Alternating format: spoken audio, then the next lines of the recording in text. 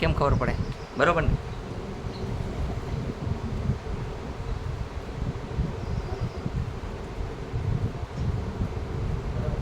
Operation આવે 6 મહિના, બરોબર છે?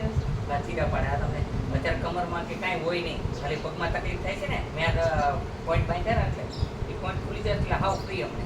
બોલો તમને શું થાય છે? બોલો પગ ખોલ નાખો. હવે તમારે પંજા નહીં દુખે, સમજી ગયા? મોજા કાઢો.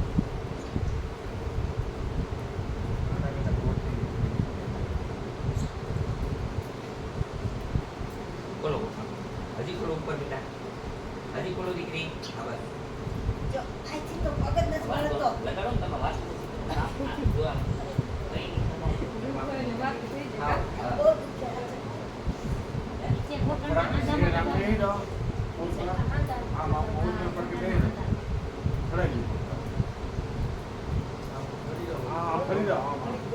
ના ના એ ગોદડામાં જ પગ રાખો દો, બધું બગડશે. ત્યાં પોતા કરવા વાળા કોઈ નથી એટલે ગોદડું પાડી દીધું. ગોદડું એટલે જ પાડી દીધું.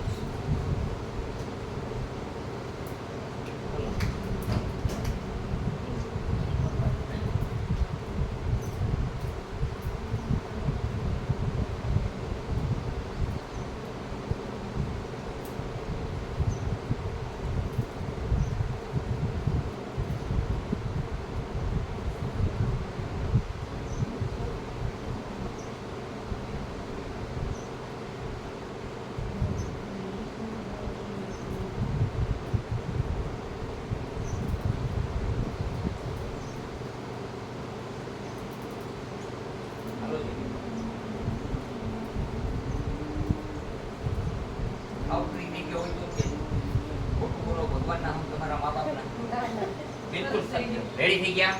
હા, ડોક્ટર પાસે આવે એટલે આવે તો 35,000, બરોબર? આને કહેવાય સાયન્ટિકા ઓપરેશન જ આવે. રેડી થઈ ગયા ને? બંધ થઈ ગયા. આ બધું બંધ થઈ જાય કારણ કે તમને જે પોઈન્ટ કરતી દીધો, 2 કેરોથેરાપીથી કરતી તો ના કરતી તો 2 કરી દીધો. હવે હાવ ફ્રી થઈ જશો. ચાલો દવા લઈ લીધો, જાઓ. ખાટું નહીં ખાવાનું, બટેટા નહીં ખાવાનું, કઠોળ બિલકુલ નહીં ખાવાનું, થોડા રોજ સાદી થોડા પીસ ગેસ ભરાય કરે બરોબર કેન્સર જાય ગેસ થઈ જાય નીચેનું ઓપરેશન આપે 2 દિવસથી થોડા રોટી નો પીવું નહીં પાણી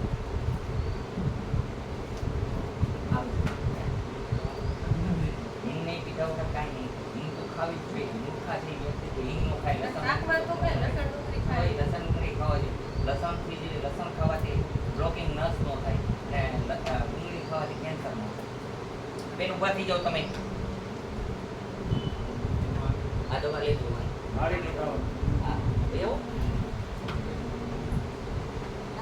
હા ફ્રી થઈ ગયા હોય તો કેવાનું ફ્રી થઈ ગયા, બીજું શું હોય?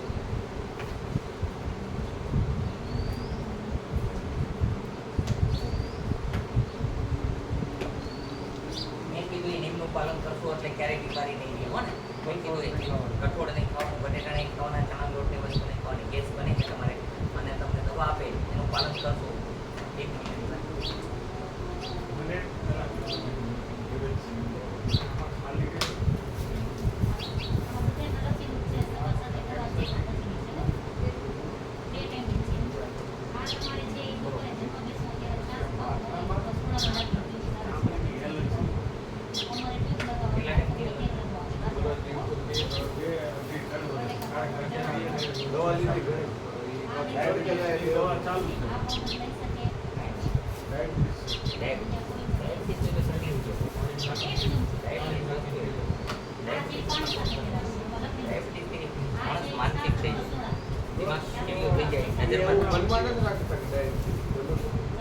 નહીં ખાવા નીમ રાખવો જ પડે.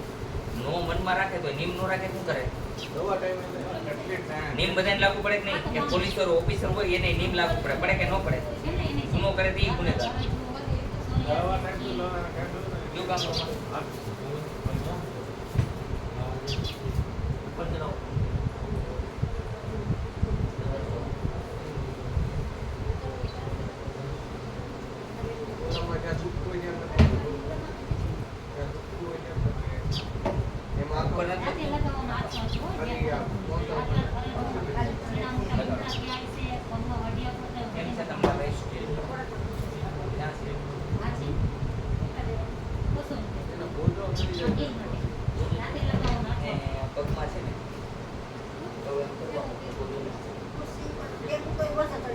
જગ્યાએ બેઠેલો હોય ઉતરે એટલે તકિયો રાખીને સુવાનું, એમનું નહીં સુવાનું.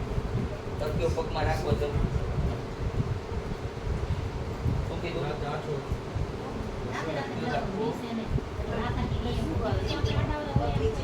તમારે બી જવાબ.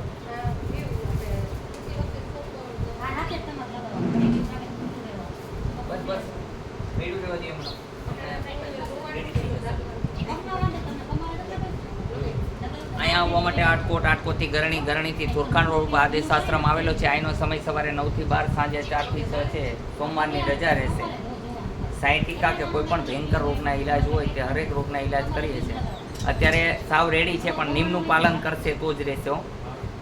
તમે ગેસ ન બનવા દેતા. શું ન બનવા દેતા બેન?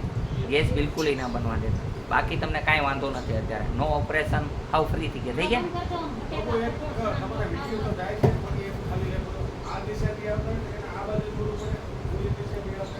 એ વાત ઈ સાચી.